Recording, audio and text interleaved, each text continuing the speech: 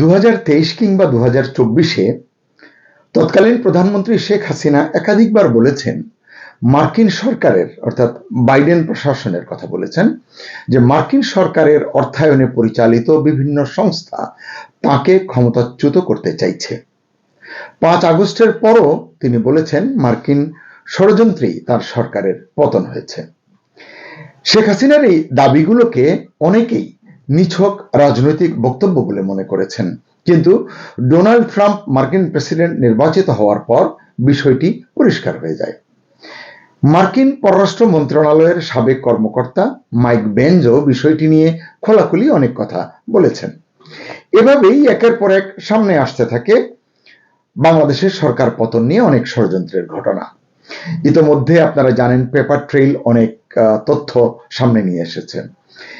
একাধিক গবেষণা নথিতেও উঠে এসেছে যুক্তরাষ্ট্র কিভাবে বাংলাদেশে সরকার পরিবর্তনে ভূমিকা রেখেছে। সত্যি কি বাংলাদেশে সরকার পতনে যুক্তরাষ্ট্রের কোনো গোপন ছক ছিল?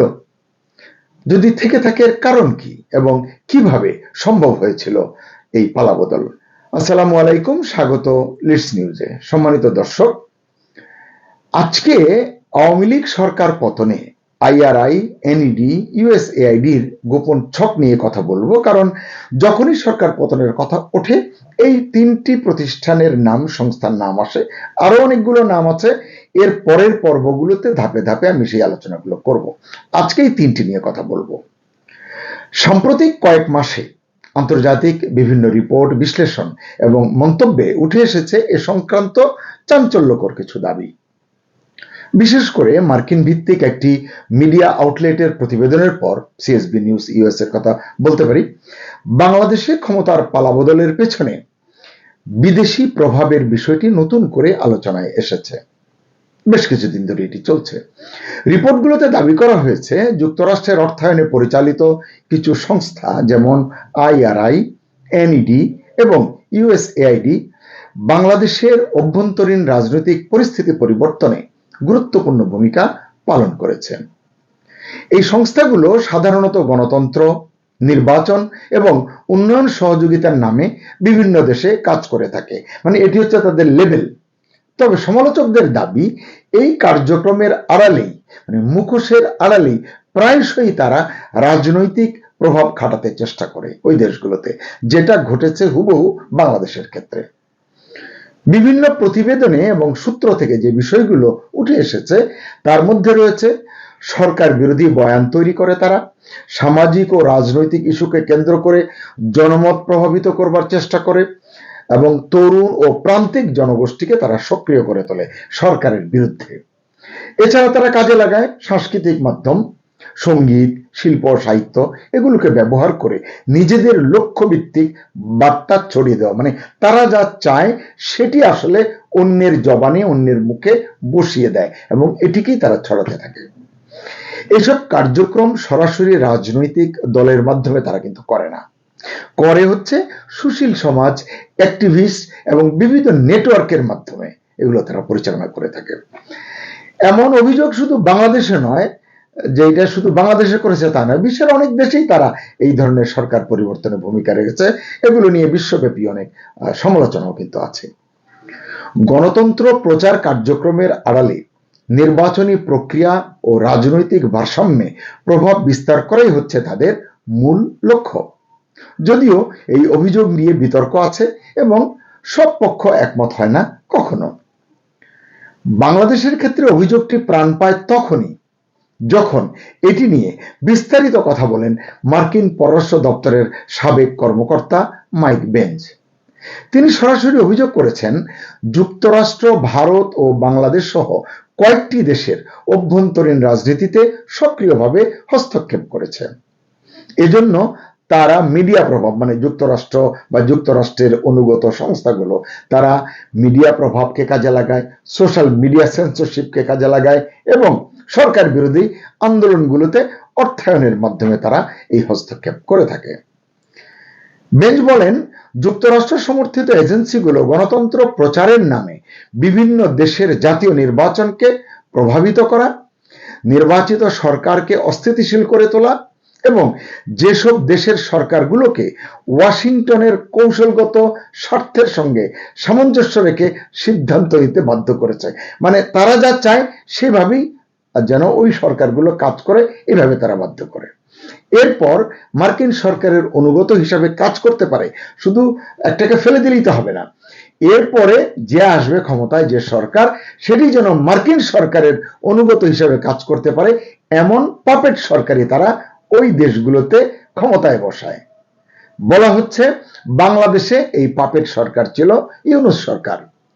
এখন বলা হচ্ছে চলছে ইউনূস সরকারের এক্সটেন্ডেড সরকার, কারণ তারা মানে বর্তমান সরকার ইউনূসের ছকের বাইরে, অর্থাৎ মার্কিন স্বার্থের বাইরে এক কদমও তারা দিচ্ছে না, এমনটাই মনে করছেন দেশের সচেতন নাগরিক। মাইক বেঞ্চ সুস্পষ্টভাবে অভিযোগ করেছেন যুক্তরাষ্ট্রের পররাষ্ট্রনীতির কিছু অংশে ইউএসএআইডি, থিঙ্ক ট্যাঙ্ক এবং বড় প্রযুক্তি কোম্পানিগুলো রয়েছে। ভারতের 2019 সালের সাধারণ নির্বাচনে প্রধানমন্ত্রী নরেন্দ্র মোদী এবং বিজেপির বিপক্ষে এই গ্রুপগুলো নির্বাচনী ন্যারেটিভ তৈরিতে কাজ করেছে বলেও তিনি জানিয়েছেন।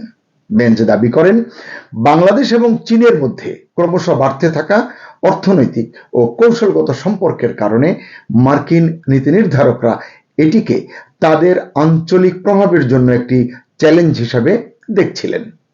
এজন্য বাংলাদেশে শেখ হাসিনার সরকারকে দুর্বল করতে রাজনৈতিক প্রভাব বিস্তার করতে চেয়েছিল যুক্তরাষ্ট্র। ফাঁস হওয়া এক নথির বরাতে বেঞ্চ জানিয়েছেন যুক্তরাষ্ট্রের অর্থায়নে পরিচালিত সংস্থা যেমন NED, national endowment for democracy, এটি আসলে মার্কিন কংগ্রেসের তহবিলে চলে, পররাষ্ট্র মন্ত্রণালয় থেকে এটিকে বাজেট দেওয়া হয়, যদিও এটি একটি এনজিও, এবং এর সহযোগীরা বাংলাদেশে রাজনৈতিক পরিস্থিতি অস্থিতিশীল করতে আন্দোলনকারী সংগ্রহ করার কাজটি করেছে, সংখ্যালঘু গোষ্ঠীদের সক্রিয় করার পিছনে কাজ করেছে, সাংস্কৃতিক এবং জাতিগত উত্তেজনা ব্যবহার করে কাজে লাগিয়ে সামাজিক বিভাজন সৃষ্টি করেছে। তারা বাংলাদেশি র‍্যাপ সঙ্গীতে অর্থায়ন করেছে, যেসব সঙ্গীতের লিরিক সুরারোপে তারা সহযোগিতা করেছে। এই গানগুলো কৌশলে সরকার বিরোধী আন্দোলনকারীদের উদ্দেশ্যে তৈরি করা হয়েছিল, যাতে বড় ধরনের বিক্ষোভ সৃষ্টি করা যায়, এবং বাংলাদেশে এগুলো আমরা প্রত্যক্ষ করেছি। এছাড়া এই গোষ্ঠীগুলো কৌশল বাস্তবায়নে থিঙ্ক ট্যাঙ্ক, সংবাদ মাধ্যম এবং সোশ্যাল মিডিয়া প্ল্যাটফর্মের নেটওয়ার্ক ব্যবহার করেছে। এটি তারা করেছে বিরোধী রাজনৈতিক দলের নেতাদের সরাসরি তত্ত্বাবধান ছাড়াই, মানে কোনো বিরোধী রাজনৈতিক নেতাকে এর সঙ্গে তারা জড়ায়নি। কারণ কি শুনবেন, রাজনৈতিক নেতাদের সংস্পর্শ না থাকায় এই পরিকল্পনাগুলোকে সরকার পক্ষ ষড়যন্ত্র হিসেবে চিহ্নিত করতে ব্যর্থ হয়েছে। ভেবেছে এই সুশাসন, গণতন্ত্র এসব নিয়ে আসলে তারা কাজ করছে, কিন্তু ভেতরে ভেতরে অন্য কিছু। যুক্তরাষ্ট্রের অর্থায়নে পরিচালিত এসব সংস্থার বিরুদ্ধে এই যে অভিযোগগুলো উঠে এসেছে পেপার ট্রেইলে বা অন্যান্য মাধ্যমে, এগুলো কিন্তু আসলে নতুন নয়। এই অভিযোগগুলো মানে এইসব সংস্থা 1996 সালে মঙ্গোলিয়ায়, 2001 সালে হাইতিতে এবং 2021 সালে উগান্ডায় সরকার পরিবর্তনে যুক্ত ছিল, এমন তথ্য পৃথিবীব্যাপী ছড়িয়ে আছে। এসব কর্মকাণ্ডের পেছনে সরাসরি সংযুক্ত ছিল ইন্টারন্যাশনাল রিপাবলিকান ইনস্টিটিউট, IRI। নাম শুনেছেন, বাংলাদেশে এসেছে, মানে NDI এসেছে, IRI এসেছে, তারা অনেক কাজ করেছে, বিভিন্ন লেভেলে কাজ করেছে। সরকার বুঝতে পারেনি, কারণ রাজনৈতিক নেতাদের তারা তাদের সাথে জড়ায়নি। এই সংস্থার উদ্দেশ্য ছিল, IRI এর উদ্দেশ্য ছিল বাংলাদেশ ভারতের সম্পর্ক বিনষ্ট করা। মনোযোগ দিয়ে শুনবেন, বাংলাদেশ ভারতের সম্পর্ক বিনষ্ট করা এবং বাংলাদেশের সরকার পরিবর্তন ষড়যন্ত্রে, তারা যে ষড়যন্ত্র করছে এখানে যেন ভারত হস্তক্ষেপের সুযোগ না পায়, এটি নিশ্চিত করা। কারণ ভারত বুঝতে পারলে বা ভারত আগে থেকেই সতর্ক হলে এটি করতে পারবে না, এমন আশঙ্কা তাদের ভিতরে ছিল। দ্য সানডে গার্ডিয়ানে প্রকাশিত এক প্রতিবেদনে বলা হয়েছে 2019 সালের মার্চে IRI যখন USAID ও NED-র কাছ থেকে অনুদান পায়, তখন থেকেই শেখ হাসিনাকে প্রধানমন্ত্রী পদ থেকে সরানোর প্রকল্প তারা হাতে নেয়, এটি শুরু করে। এই কর্মসূচির নাম ছিল promoting accountability, inclusivity and resiliency support program, PAIRS। নাগরিকদের রাজনৈতিক অংশগ্রহণ বাড়ানো এবং সরকার বিরোধী পক্ষের কার্যক্রমকে শক্তিশালী করে তোলাই ছিল এই কর্মসূচির লক্ষ্য। এর আওতায় সামাজিক ও রাজনৈতিক বিষয় তুলে ধরতে চিত্রশিল্পী, সঙ্গীত শিল্পী এবং অন্যদের অ্যাডভোকেসি অনুদান দেওয়া হয়েছে। বলা হচ্ছে এসব কার্যক্রম প্রায় 4 লাখ দর্শক শ্রোতার কাছে সরাসরি পৌঁছাতে পেরেছে। সুশীল সমাজের ব্যক্তি ও বিভিন্ন সংগঠন এই তথাকথিত উদ্যোগে সমর্থন দিয়েছে। সক্রিয় কর্মী এবং উদ্যোগীদের চিহ্নিত করে এই সময় প্রশিক্ষণ দেওয়া হয়েছে, যাতে তারা পরবর্তীতে প্রয়োজনের সময় নেতৃত্ব দিতে পারে। আমরা দেখেছি নতুন নতুন নেতৃত্ব উঠে এসেছে 2024-এর যে আন্দোলন তার মধ্য দিয়ে। জানা গেছে করোনা মহামারীর সময়ই শেখ হাসিনার সরকারকে অস্থিতিশীল করার চেষ্টা করা হয়েছিল, মানে ফেলে দিতে চেয়েছিল সোজা কথায়। কিন্তু শেখ হাসিনার ব্যক্তিগত উদ্যোগ ওই সময়ে এবং সৃষ্টিকর্তার অপার মহিমায়, অপার কৃপায় করোনায় মৃত্যু হার তুলনামূলক কম হওয়ায় ষড়যন্ত্রকারীরা খুব একটা সুবিধা করতে পারেনি, মানে তাকে বিপদে ফেলতে পারেনি, ফাঁদে ফেলতে পারেনি। এছাড়া আরো একটি সুযোগ ছিল, অর্থনৈতিক যে ধসের সম্ভাবনা দেখা গিয়েছিল, সেটি যদি আরো ত্বরান্বিত হতো, আরো ধস হতো, তাহলে হয়তো তারা সফল হয়ে যেত। কিন্তু সেই অর্থনৈতিক ধসের সম্ভাবনাটা নিয়ন্ত্রিত লকডাউন এবং স্বাস্থ্য সুরক্ষা নীতির কারণে সম্ভব হয়নি, বরং অর্থনীতি দ্রুত পুনরুদ্ধার হয়েছে। এটি নিয়ে অনেকে বিস্ময় প্রকাশ করেছেন তখন, নিশ্চয়ই আপনাদের মনে আছে। এবং এভাবেই সেই যাত্রায় রক্ষা পেয়ে যান শেখ হাসিনা।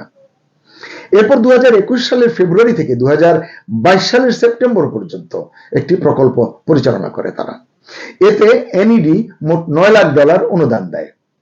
এই প্রকল্পের উদ্দেশ্য ছিল রাজনৈতিক আলোচনা এবং সিদ্ধান্ত গ্রহণে প্রান্তিক জনগোষ্ঠী, বিশেষ করে যুবক ও নারীদের সরকার বিরোধী অবস্থানে নিয়ে আসা, সচেতন করা।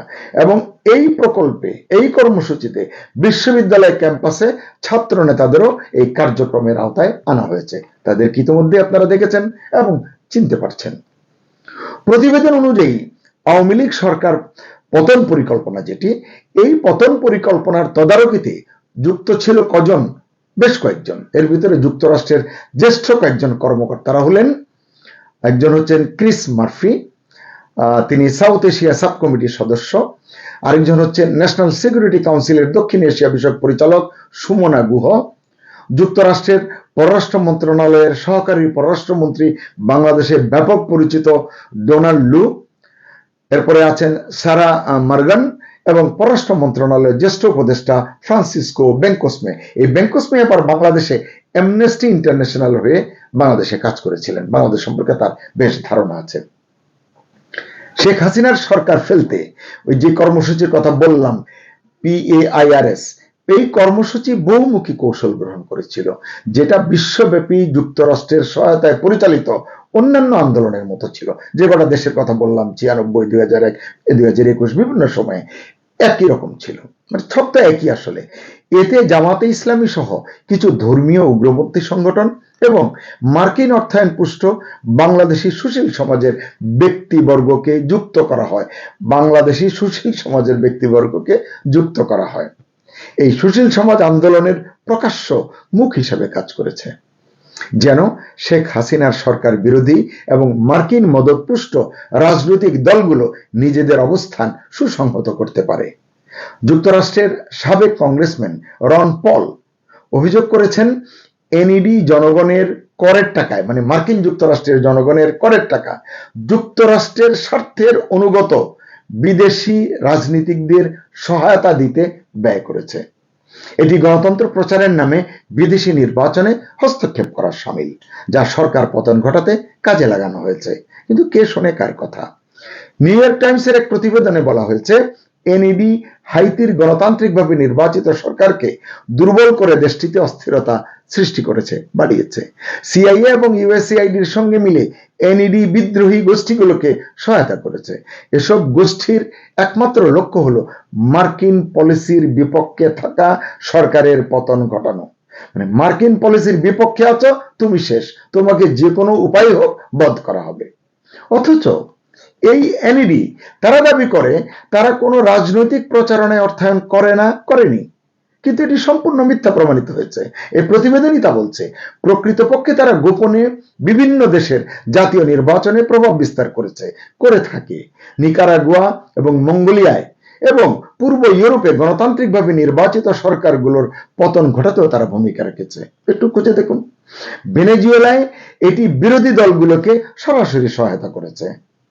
দ্য ফাইন্যান্সিয়াল এক্সপ্রেসের গত 10 ফেব্রুয়ারি 2025-এ প্রকাশিত এক প্রতিবেদনে বলা হয়েছে, হাঙ্গেরিয়ান বংশোদ্ভূত আমেরিকান ধনকুবের জর্জ সরোস, বাংলাদেশে বেশ বিখ্যাত পরিচিত, জর্জ সরোসের সংগঠনগুলো রাজনৈতিক বিষয়ে প্রভাব বিস্তার এবং বিভিন্ন দেশকে অস্থিতিশীল করতে ইউএসএআইডি থেকে $260 মিলিয়ন অনুদান পেয়েছে।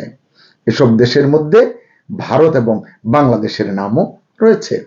এবং আরো মজার বিষয়, জর্জ সরোসের ছেলে অ্যালেক্স সরোস, আপনারা জানেন ইউনূস সরকার যখন অন্তর্বর্তী সরকারের প্রধান উপদেষ্টা হয়েছেন, তার শাসনামলে অ্যালেক্স সরোস বাংলাদেশে এসেছিলেন। তারা একান্তে বৈঠক করেছিলেন। কি কথা বলেছেন একমাত্র তারাই জানেন।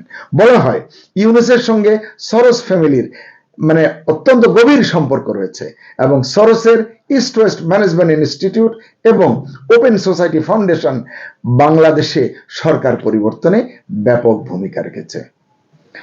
এভাবেই সংশ্লিষ্ট সংস্থাগুলো বরাবরই বলে আসছে তারা গণতন্ত্র, মানবাধিকার এবং সুশাসন জোরদার করার জন্য কাজ করে থাকে। কোন দেশের অভ্যন্তরীণ রাজনীতিতে হস্তক্ষেপ করা তাদের উদ্দেশ্য নয়, কিন্তু বাস্তবে দেখা গেছে তাদের সকল কাজের পেছনেই রয়েছে রাজনৈতিক উদ্দেশ্য, মার্কিন স্বার্থের অনুকূলে কাজ করা। বাংলাদেশের রাজনীতি আমার চেয়ে আপনারাই ভালো বোঝেন এখন কতটা ভোলাটাইল। এখন এই বাংলাদেশের রাজনীতি কিন্তু শুধু দেশের ভেতরের বিষয় নয়, বরং এটি বৈশ্বিক আলোচনার অংশ হয়ে উঠেছে।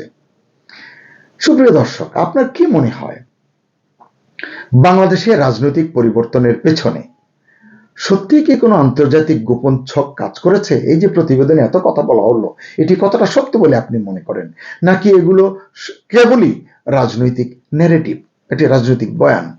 কমেন্ট করে আপনার মতামত জানাতে ভুলবেন না। আর আগামীকালকের পর্ব দেখবার আমন্ত্রণ জানাচ্ছি। সেখানে থাকবে এই সংক্রান্ত আরো কিছু গুরুত্বপূর্ণ এবং চাঞ্চল্যকর তথ্য। সবাই ভালো থাকুন, সাবস্ক্রাইব করে লিস্ট নিউজের সঙ্গেই থাকুন।